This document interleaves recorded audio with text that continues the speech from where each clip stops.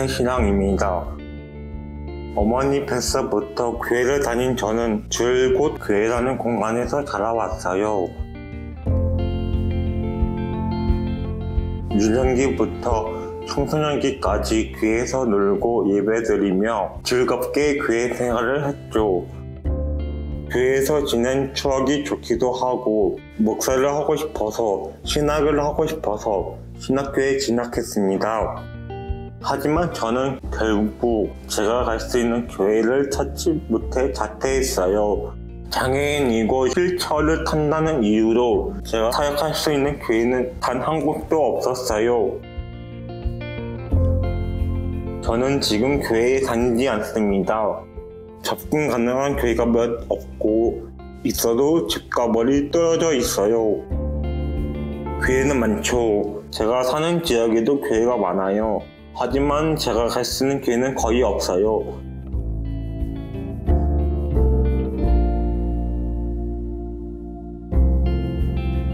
교회는 과연 장애인이 교회에 올 거라고 생각을 하고 있을까요?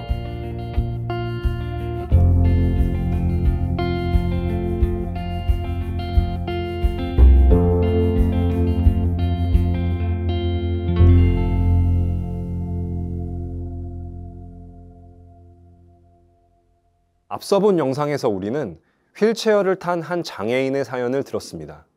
활동가 유진우 씨의 이야기입니다. 그는 목사가 되기 위해 한신대 신학대학원을 다니다 장애인을 사역자로 받아들이는 교회가 없다는 현실을 절감하고 2020년 말 자퇴한 바 있는데요. 진우 씨가 남긴 묵직한 질문을 다시 떠올려 봅니다. 교회는 과연 장애인이 교회에 올 거라 생각하고 있을까요? 그 말은 곧 교회는 베리어 프리한가 하는 질문이기도 합니다. 베리어 프리는 장애인뿐 아니라 고령자 등 사회적 약자들이 살아가는 데 불편함을 겪지 않도록 물리적, 심리적 장애물을 없애자는 취지의 운동이나 정책입니다. 최근에는 모든 사람이 사용 가능하게 한다는 좀 더 적극적인 의미로 유니버설 디자인이라는 말도 쓰이고 있습니다. 베리어 프리하지 않은 건축물은 장애인 등 이동 약자에게 큰 장애물입니다.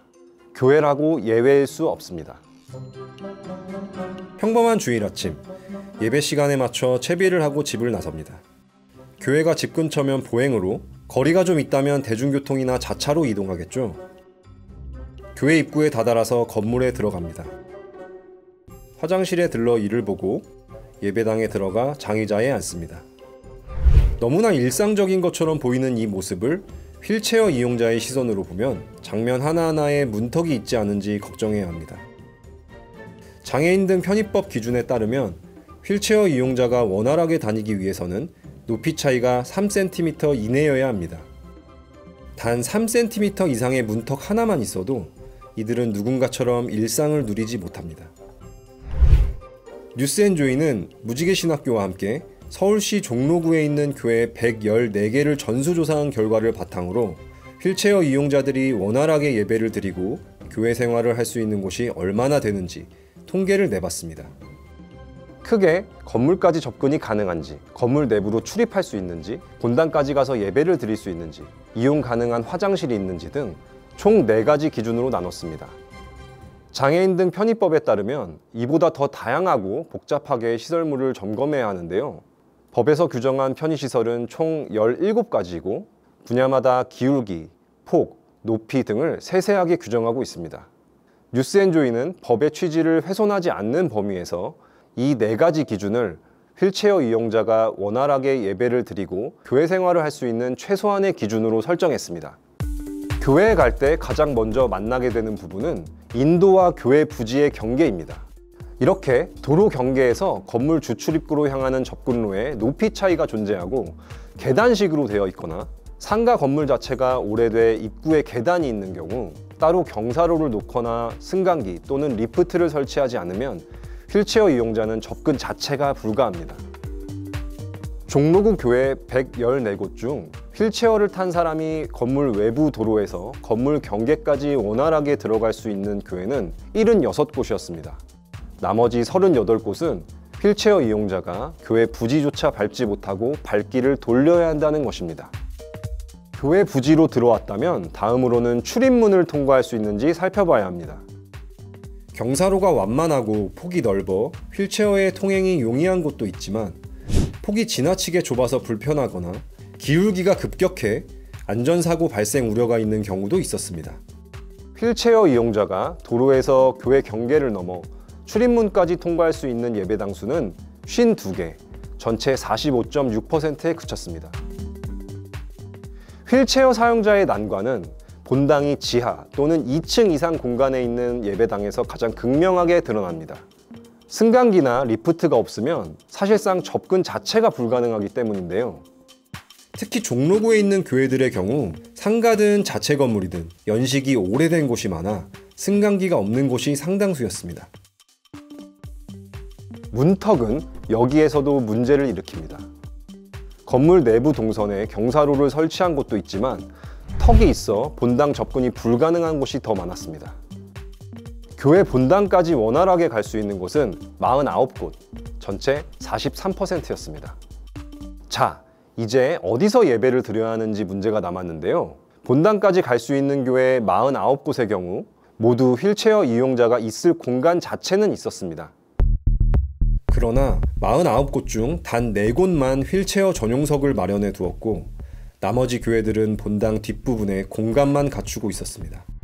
건물을 안내한 목회자나 교인은 대부분 우리 교회에는 휠체어를 탄 교인이 없다라고 말했습니다. 당사자가 있으면 해야 된다라고 했는데 그 당사자가 들어올 거다라는 게 없는 것 같아요. 미리미리 해놓으면 편안하게 갈 수 있잖아요. 당사자가 없다는 이유 하나만으로 정지성이 안 돼 있다, 우리는 필요 없다, 장애인 둘을 아닐 거다라는 생각이 있는 것 같아요. 뭔가 교회 가는 게 누구한테 열려 있어야 되는데 열리지 않다는 것도 많이 느꼈던 것 같아요. 이번 조사하면서. 실제로 존재하는데 존재하지 않는다고 생각하는 거죠.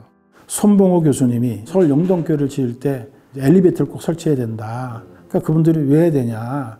우리 없다. 똑같은 말이에요. 그러니까 그분이 엘리베이터 설치하면 5년 안에 휠체어 타시면 꼭 한 분 오실 것이다 그랬어요. 진짜 5년 만에 한 분이 오셨어요. 5년 만에. 그 교회에 장애인 부서가 세워지고 이분이 거기에 가면 휠체어 타고도 다닐 수 있어 라고 하면서 그 교회가 장애인이 다닐 수 있는 교회지. 그런 교회가 된 거예요. 이게 굉장히 생각의 차이죠. 한 명이라도. 우리가 교회를 다닌다라고 할 때는 교회의 시설을 모두 사용할 수 있다는 것을 전제로 하는데요. 그렇다면 휠체어 이용자도 당연히 그럴 수 있어야 합니다. 그중 화장실은 원활한 교회 생활을 위한 필수 시설입니다. 휠체어를 탄 사람이 건물로 들어와 본당에서 예배를 드릴 수 있는 교회 49곳 중 장애인 화장실을 설치한 교회는 25개에 그쳤습니다. 장애인 화장실을 만들어 두고도 청소 도구를 두는 등 목적에 맞지 않게 사용하는 경우도 있었는데요. 종로구의 한 대형 교회는 다른 층에 장애인 화장실이 있다는 이유로 변기를 뜯어내고 그 공간에 물품을 쌓아두었습니다. 이렇게 교회 접근로부터 필수 시설인 화장실까지의 여정을 보면 결과적으로 서울 종로구에서 휠체어 이용자가 다닐 수 있는 교회는 25개, 21.9%였습니다. 여기서 한 가지 더 고려해야 할 점은 지형 특성상 휠체어는 물론이고 보행도 힘든 가파른 언덕에 있는 교회들이 있다는 것입니다. 이런 교회들은 장애인 콜택시 등 차량을 이용해야만 접근이 가능합니다. 예배당의 베리어 프리에 있어서 한 가지 아주 중요한 기준이 남았는데요. 그건 바로 강단입니다. 사실 휠체어를 탄 사람이 강단에 올라갈 수는 없어도 예배는 참석할 수 있습니다. 그러나 강단에 오를 수 없다면 휠체어 이용 교인들은 대표 기도 등 예배 순서를 맡을 수 없죠. 이렇게 경사로를 설치하면 되는 일이지만 대부분 교회들이 계단식 형태로 턱을 두어 휠체어가 올라갈 수 없는 경우였습니다. 조사 결과 휠체어 이용자가 예배를 드릴 수 있는 교회 중 단 5곳만이 강단까지 접근이 가능했습니다. 마지막으로 장애인 전용 주차구역을 살펴볼 텐데요. 전체 114개 교회 중 장애인 전용 주차구역 설치율은 27.2%로 31곳에 그쳤습니다. 장애인 등 편의법상 장애인 전용 주차구역 설치는 의무이지만 전체 주차구역이 10면 미만일 경우는 예외 규정을 두고 있습니다. 이 때문에 500제곱미터 이상 교회들의 장애인 전용 주차구역 설치율도 48%에 그쳤습니다. 법적 의무 때문에 한다는 것 자체가 종교 의무하고는 상관이 없는 거예요. 의무가 아니어도 의무 이상으로 하려고 노력해야 되는 것이 종교고 종교 시설이어야 된다고 하면 아까 그런 건 안 생깁니다. 해놓으니까 안 쓰던데 안 쓰니까 창고로 쓰고 법적 의무에 되니까 한다. 그러다 보니까 해놓고도 형식에 그치는 거예요. 이미 그건 의무를 떠난 것이.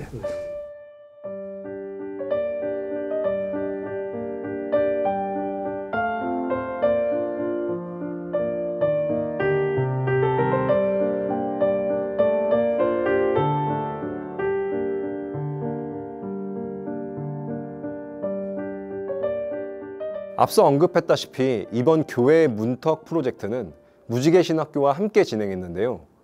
무지개신학교 기획단원들이 지난해 5월부터 종로구에 있는 교회들을 찾아 실사에 나섰고 올해 뉴스엔조이와 협력해 조사를 마무리했습니다. 무지개신학교 기획단원들은 뇌병변 장애인 유진우 씨가 2021년부터 기획단에 참여하면서 베리어 프리에 대한 고민을 구체적으로 하게 됐다고 합니다. 진우 만나고 내가 사는 동네 교회라던가 아니면 음식점은 과연 진우가 들어갈 수 있을까를 그때부터 이제 보기 시작했던 거죠. 그래서 이제 자연스럽게 교회 공간에 대한 관심도가 좀 높아졌던 것 같아요. 그러니까 그 전에는 보이지 않았었는데 같이 함께 하다 보니까 이런 의식들이 생겨났고 그러면 한번 좀 교회 조사를 한번 다녀보면 좋겠다. 이제 그런 생각을 했었던 것 같아요. 기획단 안에서. 사실 제 주변에 실체탄 당연히 많이 있는데 교회를 가고 싶어도 세문안교회라는 그런 데 간다라고 하는 거예요. 이게 왜 그럴까 생각하니까 종로구에 들어가는 교회가 없겠구나.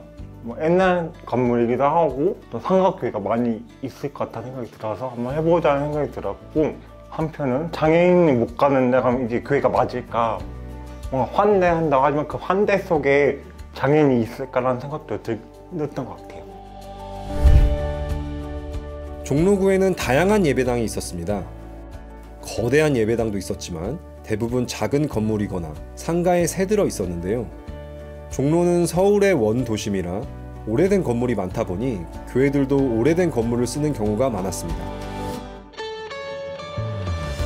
창신동과 인근 지역은 경사가 높아 전동 휠체어를 타고도 올라갈 수 없을 것 같았습니다. 장애를 갖고 언덕에서 살고 있으면은 좀 되게 고립되겠다 약간 이런 생각 많이 한 것 같아요. 어떤 교회는 완전 오르막에 있는데 계단 말고는 갈 수 있는 방법이 없으니까 휠체어는 뭐 접근 자체를 못 하겠다 이거는 그런 곳도 있었습니다. 이번 기획 교회의 문턱은 종로구 교회 114개의 편의시설을 모니터링한 결과와 통계에서 보이는 한국교회의 현 주소를 짚어보는 보도물입니다. 단순히 편의시설이 잘 돼 있지 않은 교회를 지적하거나 편의시설을 구비해야 한다는 당위를 강조하기보다는 그간 우리가 어떤 교회를 그리고 있었는지 인식의 저변을 돌아보는 계기를 만들고 나아가 장애를 어떻게 이해해야 할지 함께 고민하는 단초를 만들고자 했습니다. 성곽길 따라서 이렇게 가는 게 좋을지 아니면 이렇게 내려왔다 가는 게 좋을지는 모르겠는데 일단 여기까지 가고 네네네. 거기서 한번 네. 어떻게 가는 게 나은지 좀 보시죠. 네네 그러면 될 것 같고요. 이런 조사를 한다는 것이 여기 돈을 들여서 경사로를 설치를 하시오, 엘리베이터를 설치를 하시오 이제 이렇게 말하는 게 아니잖아요. 우리가 이제 문턱이 없는 교회 막 이렇게 찾지만 그런 문턱이란 게 실제적인 문턱이 아니라 사람들의 마음에 문턱이 없느냐 좀 그렇게 좀 다가오더라고요. 그러니까 임산부석을 우리가 비워놓자고 이제 그렇게 얘기를 하잖아요. 앉아있다가 비켜주면 되지가 아니라 원래 비워놔야 되는 것이다. 근데 그런 것처럼 교회에도 물리적인 시설을 설치하면 좋지만 그것이 안 되더라도 비워놓을 수 있다고 생각이 드는 거죠. 일단 와 보세요. 어떻게든 우리가 자리를 마련하겠습니다. 라든가 그런 식으로 할 수 있을 텐데 좀 그런 생각이 들기도 하고. 저는 사실 돌아다니면서 목사님들하고 얘기를 좀 할 기회가 있었는데 거부감을 나타내시는 분들도 되게 많은 거예요. 오면 설비를 준비하겠다가 아니라 오면 다른 교회로 가도록 인도하겠다 라는 분들이 너무 많아서 그런 점에서 뭔가 아쉬웠어요. 그러니까 적어도 우리나라에서는 어쨌든 기독교가 담당했던 사회 복지적인 부분이 있는데 점점 더 교세 확장이나 교회 부흥만 얘기를 하고 낮은 자리로 간다고 이야기하지만 사실은 교인이 조금 더 많아졌으면 좋겠고 뭔가 정상적인 교인이 더 들어오면 좋겠고 은연중에 자꾸 그런 얘기를 하시는 것 같아서 그냥 대형 교회로 가라는 것도 사실은 그런 맥락으로 비춰서 그게 너무 기독교인으로서 그냥 좀 슬펐던 것 같아요. 대형 교회만 되게 배려풀이하다라는 결론이 나면 어쩌지라는 걱정을 저희가 했었거든요. 근데 이제 돌아다니다 보니까 변기를 떼거나 아니면 뭐 짐칸으로 두거나 아니면 주출입구로 못 들어가거나 큰 대형 교회들도 사실 다르지 않다라는, 물론 자본의 문제가 그 안에 들어갈 수 있는데 그것이 전부는 아니다라는 생각은 하긴 했었어요. 그리고 돌아다니면서 그걸 좀 확신을 했었고, 물론 엘리베이터 설치 이런 거는 돈이 많이 들 수는 있지만 점자 블럭이라던가 손잡이에 몇 층인지 점자로 표시하는 거, 되게 세부적인 것들, 그런 것들은 사실 돈이 많이 드는 사업은 아니고 어떤 생각을 갖고 있는지에 따라서 달라질 수 있는 부분이라고 생각을 했었고, 대형교회는 장애인 분들이 다니겠지만 거기서 그들이 과연 또 환대받고 있고 구성원으로 받아들여질 수 있는 어떤 그걸 좀 느끼기가 어려웠어요. 그래서 대형교회가 답인가? 대형교회가 우리 한국교회 방향성인가? 그건 느끼지 못했어요. 그리고 이건 돈의 문제가 아니다라는 생각을 좀 들었던 것 같아요. 저는 이번 프로젝트를 통해서 교회가 무엇일까에 대해서 질문을 하는 아주 좋은 계기였다고 생각을 해요. 그러니까 예배, 친교, 봉사, 선교, 교육, 그런 것들이 신학적으로 교회를 구성한다고 우리가 신학교에서 공부를 하고 배우는데, 그게 그냥 하늘에만 둥둥 떠 있는 말들이 아니라 어떻게 해야 이 땅에 안착해서 자리를 잡을 수 있을까, 그런 고민이 필요하지 않을까. 그러니까 교회에서 친교가 중요하다라고 얘기하는데 환대로까지 나아가야 되고, 그 환대가 또 정상성의 범주 안에 갇힌 환대가 아니라 우리가 갖고 있는 한계를 뛰어넘는 어떤 그런 환대가 되어야 할 텐데, 이제 이 지표들을 통해서 교회가 진짜 어떤 공동체가 되어야 할까에 대한 성찰로 좀 잘 활용이 되었으면 좋겠다는 생각이 있습니다. 내 친구가 다닐 수 있는 교회는 어디일까? 라는 질문으로 시작해 예배당 편의시설을 점검하는 방식으로 진행했지만, 사실 어떤 교회가 편의시설만 잘 마련했다고 해서 모든 장애인이 그 교회를 편하게 다닐 수 있는 것은 아닙니다. 장애 유형에 따라 청각장애인에게는 수어 통역 등이, 발달장애인에게는 개개인에게 맞는 서비스가 필요할 것입니다. 이번 기획은 휠체어를 탄 사람을 중심으로 진행했다는 한계가 있는데요. 이 기획을 마중물 삼아 장애물 없는 교회 환경에 대한 점검과 논의가 지속될 수 있기를 바랍니다. 서울의 원도심 종로구에는 50년 이상 된 교회가 수두룩합니다. 배리어 프리에 대한 인식이 별로 없던 시절에 지어진 건물들이죠. 수십 년 전 지은 예배당은 구조 자체를 바꿔야 하는 일이 될 수도 있기에 많은 교회가 편의시설을 설치할 엄두를 내지 못하는 게 현실인데요. 이러한 한계가 있음에도 장애인이 예배할 수 있도록 시설을 마련한 교회들이 존재합니다. 완벽하진 않아도 노력한 흔적이 역력히 보였는데요. 지금부터 이 교회들을 찾아가 보겠습니다.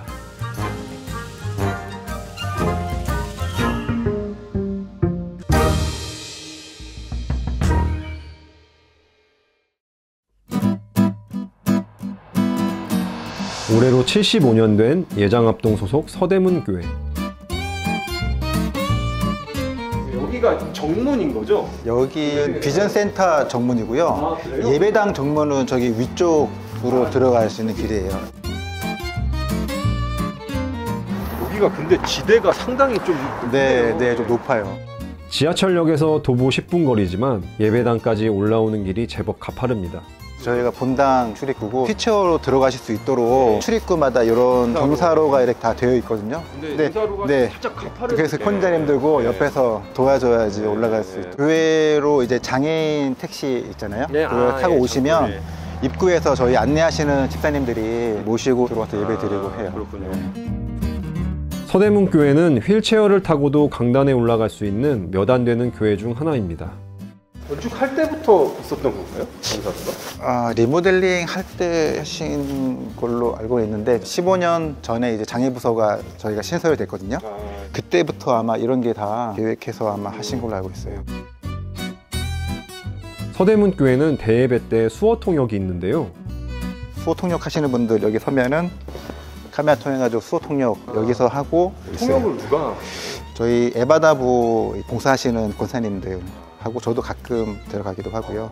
저는 잘은 못하는데 농화부서가 생길 때 농인이 없었는데 수호를 먼저 통역을 세웠어요. 그렇게 수호 통역을 먼저 세우니까 농인들이 한 분, 두 분씩 오시게 됐고 그래서 지금 에바다부가 존재하고 있는 걸로 알고 있거든요.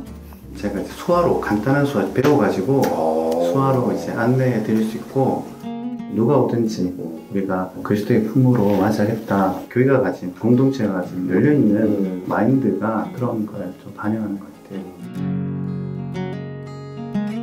교회는 하나님 보시기에 부족한 사람들이 많은 곳이에요. 부족한 사람 중에 한 분이 또 이 땅에 장애를 겪고 있는 사람들이에요. 그분들에 대해서 교회가 문이 열려 있느냐 아니면 닫혀 있느냐라는 차원이에요. 그런데 한국 교회는 산업화가 이루어지면서 교회가 많아지면서 누구나 다 오라는 예수님의 정신을 잊어먹고 있던 거죠. 그러다 보니까 그들을 배제한 우리끼리의 공간이 돼버리지 않았나 생각이 들고,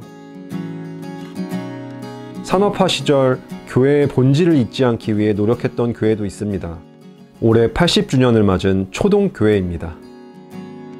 현재 교회 건물은 1970년대에 지었지만 정문에 경사로도 있고 엘리베이터와 장애인 화장실도 구비돼 있었는데요. 당시로서는 상당히 앞서간 건축이었죠. 72년도에 엘리베이터. 그것도 교회 건물로는 흔하지 않았어요. 이 교회당 하나만 엘리베이터를 가진 건물이었대요. 그러니까 자연스럽게 장애우들이 올라오기도 쉽게 환경이 처음에 조성이 됐던 거예요.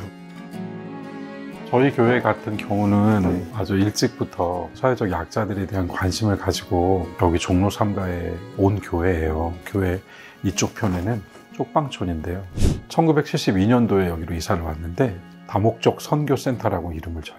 여기 사람들이 와서 어울리고 복음의 현장성을 살리자. 그러니까 굉장히 그 당시만 해도 급진적이었죠.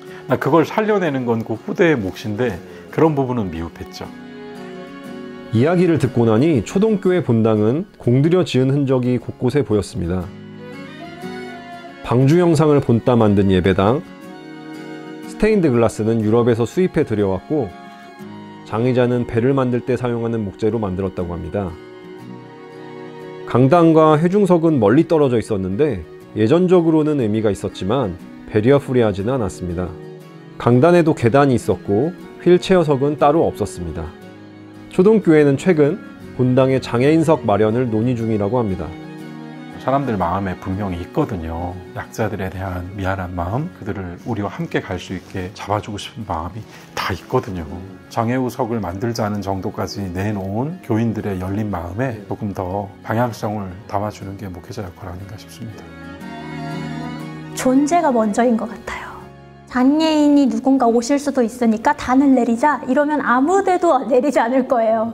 근데 우리 교회 장로님께서 다리가 이제 불편해지신 거예요. 걸을 수 없어요. 근데 장로님께서 기도를 하시러 올라오세요. 그럼 사람들이 볼 때 아유 저거 저렇게 올라가시는 거 불편한데 우리 저기다 경사 만들까? 아니면 단을 밑으로 내릴까? 이게 그 존재를 바라보면서 시작되는 것 같아요. 존재가 보여진다는 게 그렇게 파워풀한 일인 것 같아요.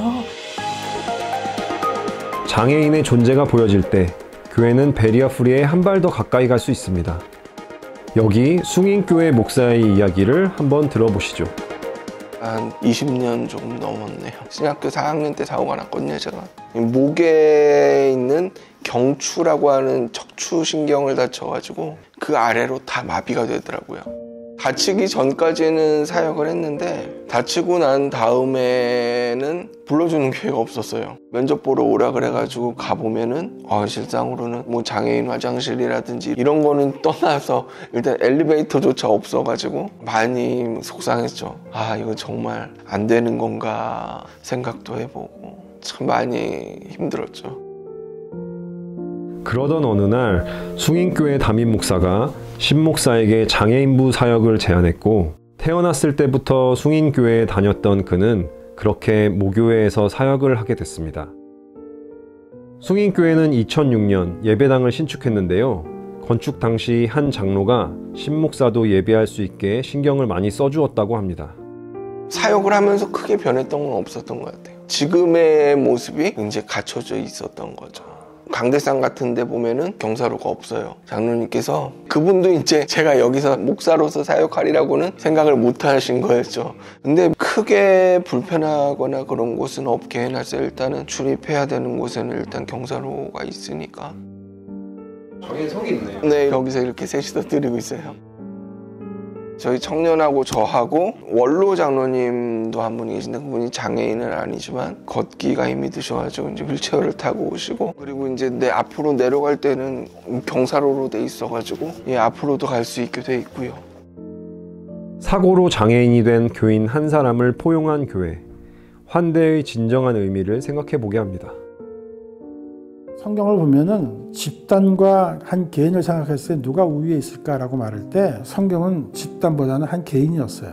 지극히 작은 자 중에 하나에게 한 것이 바로 내게 한 것이다. 또 99마리의 양보다 잃어버린 한 마리 양을 찾아다니는 부분이 예수님이셨죠. 회개할 것이 없는 99보다 회개할 것이 있는 한 사람이 회개하고 돌아왔을 때 더 기뻐한다라고 하는 게 신구약 전체 기본적인 가르침이었어요.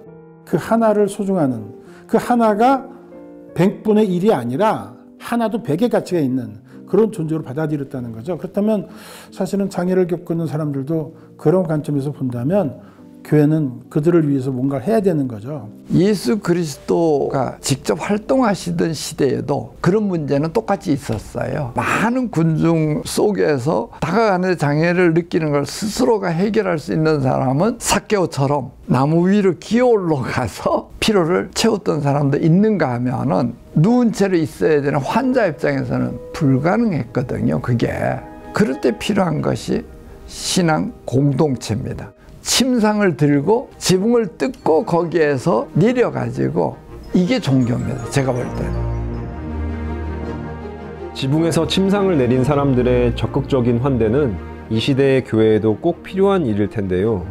오래된 예배당을 사용하면서도 거동이 불편한 사람들이 예배를 드릴 수 있게 노력하는 교회가 있습니다.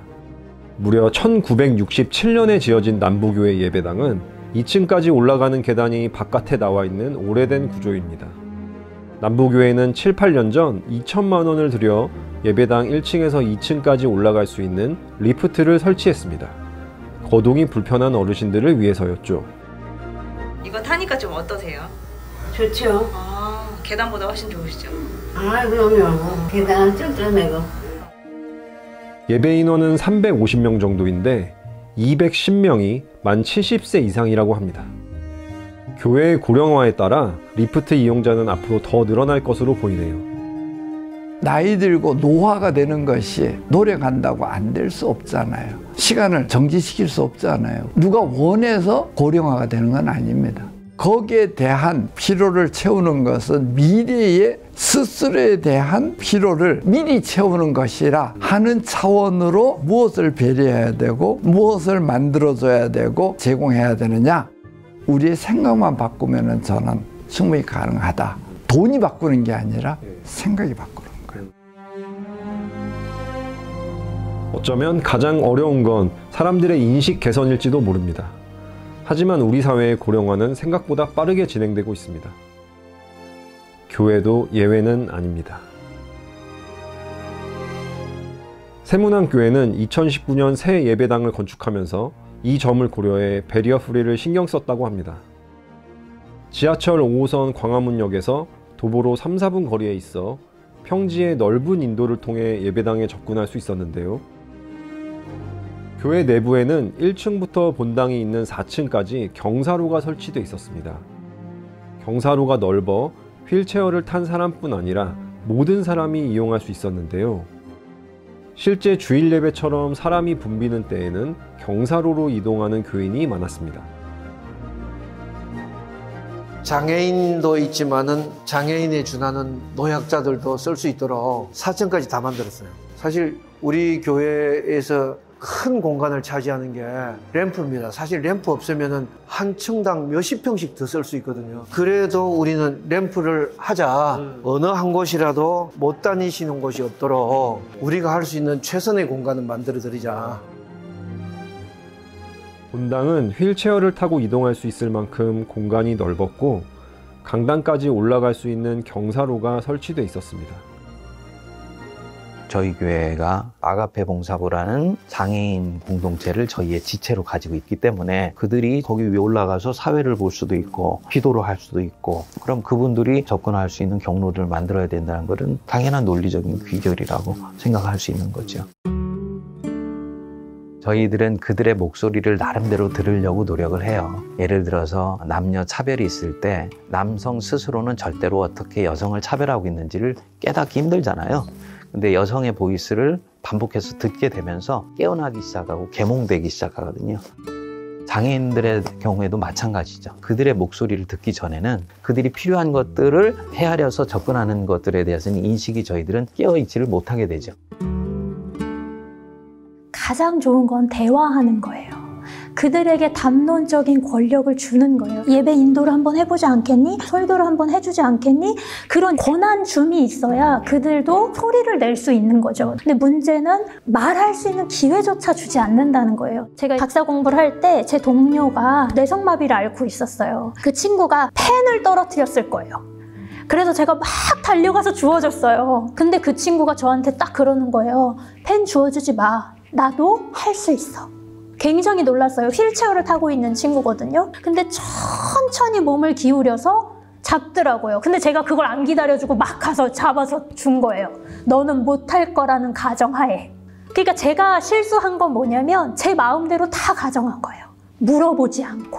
그게 너무 창피하더라고요. 베리어 프리는 누구의 목소리를 어떤 자세로 듣느냐가 매우 중요합니다. 세문안교회 같은 대형 교회도 베리어 프리를 위해 노력했지만 한계는 있었습니다.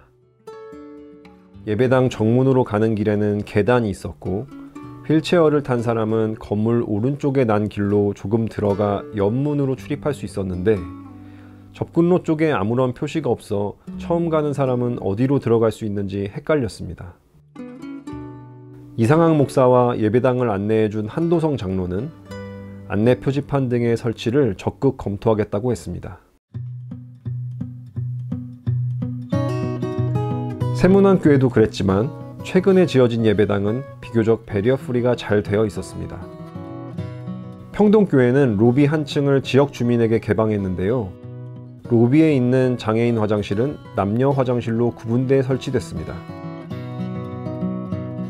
내부에는 수직 수평바, 거울, 핸드드라이어 등이 있었고 특히 거울이 기울어져 있어 휠체어를 탄 사람이 사용하기가 용이했습니다. 화장실이 잘 되어 있는 부분은 향림교회도 같았습니다. 내부는 휠체어를 타고 들어가 회전할 수 있을 정도로 충분히 넓었고 비상 버튼도 위아래 2개가 있었지만 등받이가 없는 점은 아쉬웠습니다. 평동교회, 향림교회 모두 베리어 프리에서 완벽하진 않았습니다. 두 교회 모두 강단에 계단이 있어 휠체어 사용자가 올라갈 수 없었는데요. 이쪽으로 올라오는 길을 계단이 아니라 이렇게 하면 어땠을까 했는데 그렇게 하게 되면 너무 동선이 꼬이고 그래가지고 쉽지 않아서 나중에 필요하게 되면 여기에서 이렇게 완만하게 그렇게 해가지고 올라갈 수 있도록 하는 방법을 모색해야 되지 않겠냐. 그런데 그것도 좀 모연합니다. 그래서 교회가 좀 장애인 선교하는 부분에 있어서 감각적이지는 못한 것 같아요. 향님도 이런 정도 그냥 겨우겨우 하는 정도고. 편의시설에 대한 인식은 쉽게 자본의 논리로 귀결됩니다. 어느 정도 규모가 있는 교회에서나 구비 가능하다는 인식이 있는 게 현실인데요. 시설의 문제를 가지고 다루기 시작을 하면 다분히 경제적인 이야기를 하지 않을 수 없고 경제 효용성의 문제로서는 이거는 풀리지 않는 거기 때문에 교회로서도 고민일 겁니다. 근데 이제 원래 교회는 생존을 위해서 있는 조직은 아니거든요. 장애인 문제는 사실은 모든 사람의 문제이지 않냐. 태어나면서부터 장애인 사람도 있지만 중도의 장애를 가지고 간 사람들도 많고 결국 나이가 들면 다 장애인이에요. 그런 측면에서 사회 시스템을 누구든지 함께 할 수 있는 그런 쪽으로 가야 건강한 사회지. 접근을 시설적으로 하는 거는 그건 마지막의 일이고 어떻게 배려를 하고 어떻게 나눌 수 있는 것인가가 더 훨씬 더 중요한 가치이지 않나? 이런 생각해요. 시장 논리와 경제나 돈의 논리에만 내어 맡기면은 경제적으로 힘이 없는 교회는 베리어 프리 시설물들을 만들 수 없고 돈이 있는 교회만 그것을 만들 수 있기 때문에 그분들이 자연히 작은 교회 가서 지체가 돼서 주님을 섬길 수 있는 그런 권리들을 박탈당할 수밖에 없는 부분들도 있죠. 제가 대형교회 목사이긴 하지만 바로 이런 부분들이야말로 사회 공동체 전체가 함께 책임을 지는 게 필요하잖아요. 사회 인식에서부터 시작을 하여서 전체 구조에 이렇게까지 아직도 가야 될 길들이 대단히 멀다고 생각이 돼요. 선교라는 게 무엇인가? 그냥 도와주는 거가 선교인가? 아니면 같이 잘 사는 게 선교인가? 지금까지 장애인을 대한 게 교회의 입장을 보면 시위와 동정이었다밖에 생각 안 되거든요. 1년에 한 번 장애인 주일만 드리면 끝이라고 저는 생각이 들었거든요. 일상에서 뭔가 장애인을 동료 시민으로서 인정하지 않았기 때문에 나타난 결과이다라고 생각이 들고, 동료 시민으로서 인정하는 것, 동정한 입장에서 생각하고 하는 게 중요하다라고 저는 생각이 들어요. 인권의식이 있는 장애인 감수성뿐만 아니고 모든 감수성이 갖춘 교회가 생겼으면 좋겠다? 그렇게 하려면 일상에서 당사자를 만나는 게 중요하지 않을까? 그러면 한국 교회는 교인 중에 뭐 장애인뿐만 아니고 소수자 없는 게 많을 거란 말이에요. 한 번도 경험을 못했다는 이유 하나만으로 예민성을 갖추지 못한 건데, 그러면 장애인 만나고 해서 뭐가 더 필요할까라는 고민이 좀 시작되지 않을까라는 생각도 드는 것 같아요. 종로구 교회들의 배리어 프리 현황을 취재하며 편의시설 부족은 결국 인식 문제라는 결론에 도달할 수 있었습니다. 장애인과 비장애인이 함께 예배하는 대구 둥지교회와 서울 마포구에 있는 너와 나의 교회도 그동안 뉴스엔조이가 취재한 결과에 수긍했습니다. 통계를 보시니까 좀 어떠신가요? 예상한 대로. 서울만 그런 게 아니고 우리 대구의 도시 교회들도 대부분 이렇다고 보시면 됩니다. 이 비율에 거의 맞을 거예요. 수치가 잘 나온 거예요. 그죠? 그죠, 많이 좋아지죠. 많이 좋아지죠. 근데 이제 우리가 실감하는 것보다 훨씬 잘 나온 거예요. 왜냐하면 우리가 장애인 연합예배라 그래갖고 이제 가면 못 들어가요. 휠체어가 불가능해요. 지방회 때도 처음에는 아예 못 갔어요. 근데 이제 몇 번 하다 보니까 그걸 감안을 해서 지금은 휠체어 있는 곳에서 이제 지방회를 하죠. 이들의 반응은 무엇을 의미하는 것일까요?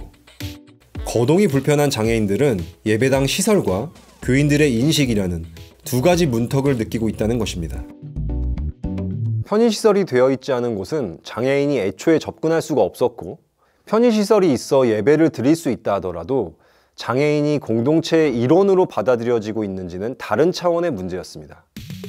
그렇다면 장애인과 비장애인이 어우러진 공동체는 어떨까요? 이곳에는 과연 문턱이 존재할까요?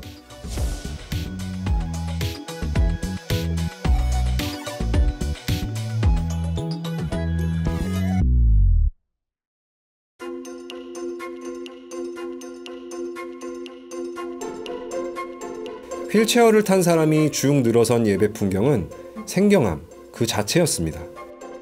이렇게 장애인과 비장애인이 함께 예배를 드리는 모습은 처음 접한 것 같습니다.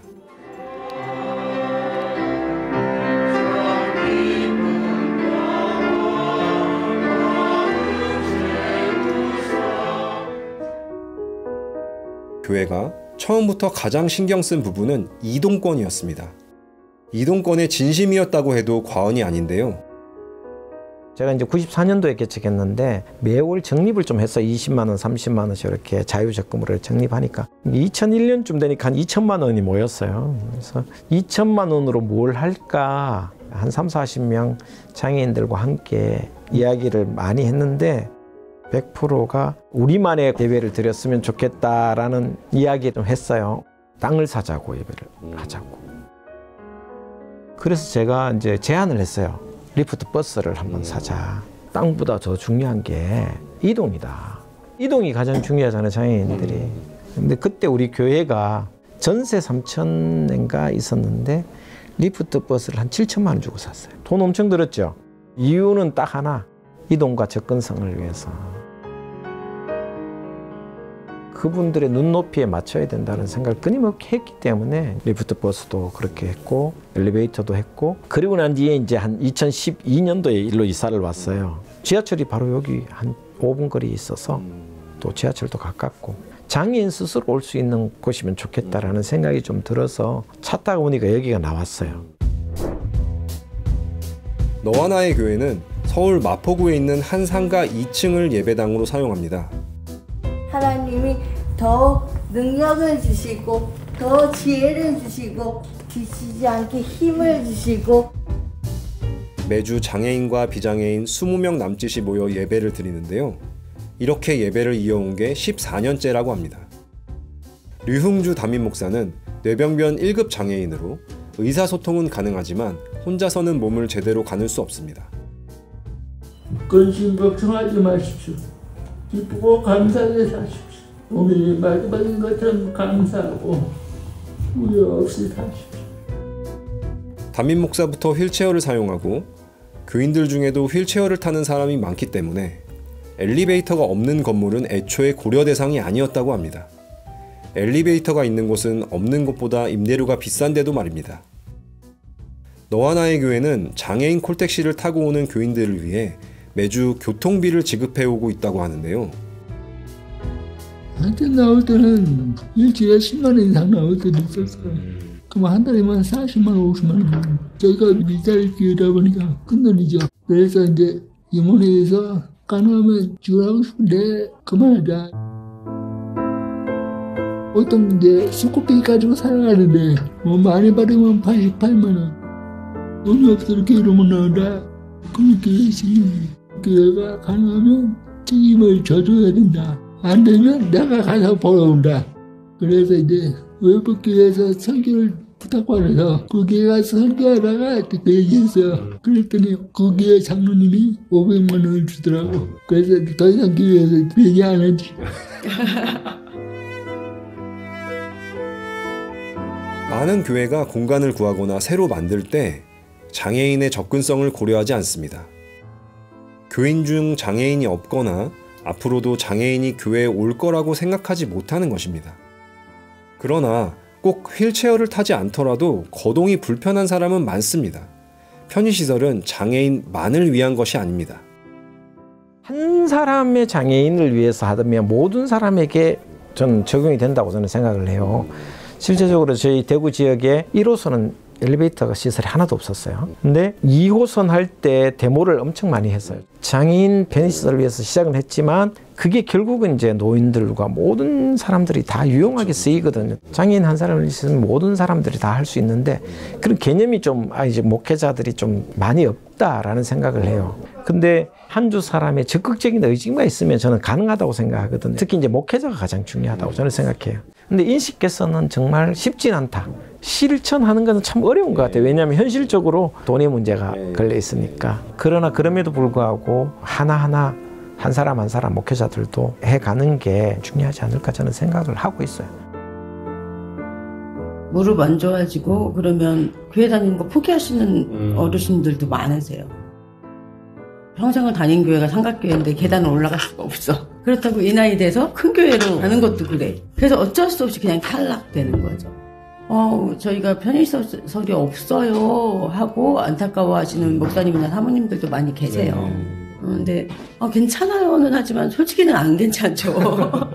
이제 지금 당장은 아니더라도 앞으로 어떻게 이렇게 개선해야 될 건가를 한 번쯤은 정말 심각하게 고민하고 준비해야 되지 않을까라는 생각은 하죠. 둥지교회와 너와 나의 교회 모두 예배당에 턱이 없습니다. 장의자가 없고 간이의자와 테이블이 설치돼 있어 휠체어를 탄 사람들의 이동과 좌석 이용이 용이합니다. 강단에도 경사로가 설치돼 있고요. 하지만 장애인과 비장애인이 함께하는 교회라고 해서 모든 편의시설이 완벽한 것은 아니었습니다. 장애인들이 한 100명 가까이 되면 엘리베이터도 하나 더 있어야 돼요. 실제적으로 우리가 사용하기에는. 왜냐하면 엘리베이터를 타고 내려가는 데만 해도 한 30분 걸려요. 편의시설을 제공한다고 하지만 우리도 부족한 게 많아요. 둥지교회가 있는 건물은 주출입구를 통해 1층 엘리베이터까지 가는 곳에 계단이 있어 휠체어를 타는 교인들은 지하주차장 출입구를 통해 지하 2층으로 가서 엘리베이터를 타고 5층 예배당으로 올라가야 합니다. 너와 나의 교회도 주상복합 건물이라 건물 왼쪽으로 나 있는 주거공간 쪽 출입구를 이용해야 엘리베이터 접근이 가능합니다. 불편함이 없는 것은 아니지만 장애인 교인들은 이 교회들에서 신앙생활을 이어가고 있습니다. 둥지교회와 너와 나의 교회는 장애인이 교회에 다니는데 편의시설만이 중요한 것이 아님을 잘 보여줍니다. 우리 교회에 오시는 분 중에 한 분 시각장애인이 있어요. 이 시각장애인이 대형교회 다녔어요. 근데 금요 기도인가 수요예배를 마치고 나오는데 이렇게 더듬더듬 하니까 뒤에서 이제 누가 이렇게 이야기했어요. 눈에 비는 게 없나? 그러면서 이제 약간 밀치면서 자기가 앞으로 가버리니까 그러고부터 너무 상처가 커서 시설이 아무리 잘 돼 있어도 장애인들이 대형교회에서 그런 경험을 많이 받아요. 제가 우리 둥지교회 없애는 게 목표였는데 왜냐하면 각자 동네에 가서 예배를 드리면 이런 문제가 없을 텐데 갈 데가 없으니까 가서 상처받고 여기 오니까 좀 그게 조금 마음이 아프지 그런 것 같아요. 사실은 그 편의시설뿐만 아니라 가장 중요한 게 사실은 사람들의 인식이라고 생각해요. 사람들의 인식이 더 우선이 돼야 된다고 생각을 해요. 우리 생각을 버려야 돼요. 돈이면 다 되는 줄 알지. 돈이면 다 되고 그래도 돈으로 해결을 하죠. 근데 사람이 살아는데 돈으로 해결할 수 있는 건 거의 없어요. 마음이 먼저 되면 그 다음에 돈으로 해결을 하고 거기서부터 시작해요. 편의시설 아주 큰 것부터 시작하는 거 아니에요. 업고 갈 수도 있고 옆에서 붙잡고 갈 수도 있어요. 그게 편의시설의 시작입니다. 인식에서는 소형교회들이 역할다 70%가 미자립교회들이거든요. 그러니까 한국교회가 변하려면 그 교회들이 해야 되는 거예요. 대형교회들이 인식에 삼는 건 쉽지 않아요. 왜냐하면 그 안에 너무 많은 사람들이 있기 때문에 여의도 순복교회가 그 일을 하는 거 아니거든요. 그거는 너와 나의 교회가 해야 되는 일이에요. 인식 문제를 뛰어넘어도 어려움은 남아 있습니다. 두 교회 목회자들은 장애인과 비장애인이 함께 한다는 것이 쉽지 않다는 사실, 특히나 교회를 개척하는 목회자가 재정적으로나 정신적으로나 여유가 없다는 것도 잘 알고 있습니다.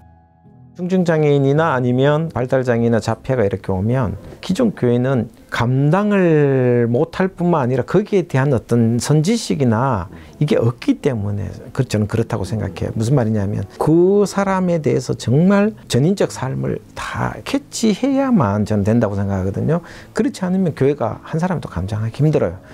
그러기 위해서는 목회자가 그 장애인에 대한 인식 반드시 있어야 되고 그 장애인 한 분에 대한 오랜 관찰과 접촉과 함께 그걸 알아야 돼요. 맨투맨으로 잘 캐치해서 만들어 놓는 훈련이 계속해서 필요하지 않을까라는 생각을 합니다. 어려운 것이 사실이지만 교회라면 반드시 장애인과 비장애인이 함께해야 한다고 두 목사는 믿습니다. 장애인을 다른 교회로 가라고 하지 말고 장애인 교인이 있더라도 분리하지 말고 적어도 예배라도 함께 드려야 한다는 것입니다. 장애인과 함께 예배를 드리면 분위기가 어수선할 수 있죠. 둥지교회와 너와 나의 교회에서도 예배 시간 간혹 이런 일이 일어나기도 하는데요. 교인들은 개의치 않습니다. 어떤 중증장애이든지 어떤 발달장애인, 자폐아든지 우리는 자폐아도 있단 말이에요. 근데요, 놀라운 것은 익숙해지고 거기에 계속해서 하면 함께 예배 드리는데 부족함이 없다. 제 경험상. 정말 함께하는 거는 모든 걸 같이 해야 된다고 나는 생각합니다. 물론 100이면 100 다 같이 할 수 있는 건 아니지만 예배는 함께 할 수 있다라는 생각한다. 예배가 함께 할 수 있다라는 그 말은 그 영혼이 같은 존재라는 것을 인지하고 또 그렇게 공유해야 된다고 생각하는데 그들 따로라는 것은 너희들만의 예배를 드려라는 것은 나를 위한 예배가 되는 거라 생각해요. 저는 통합 예배가 가장 하나님 보시기에 아름다운 모습이다 생각해요.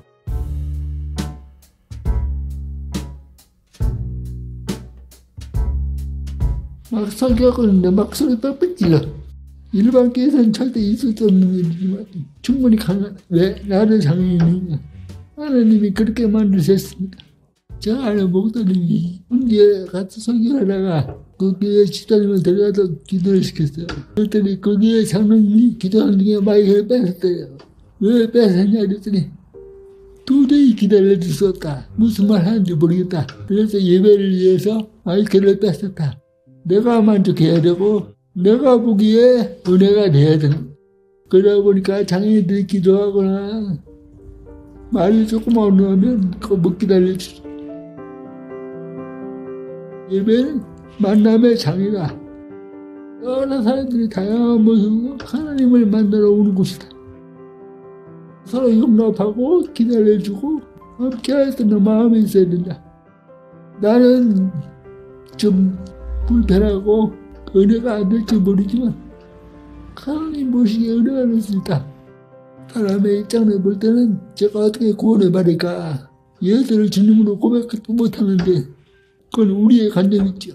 하나님은 하나님의 관점으로 그를 구원시키는 거예요.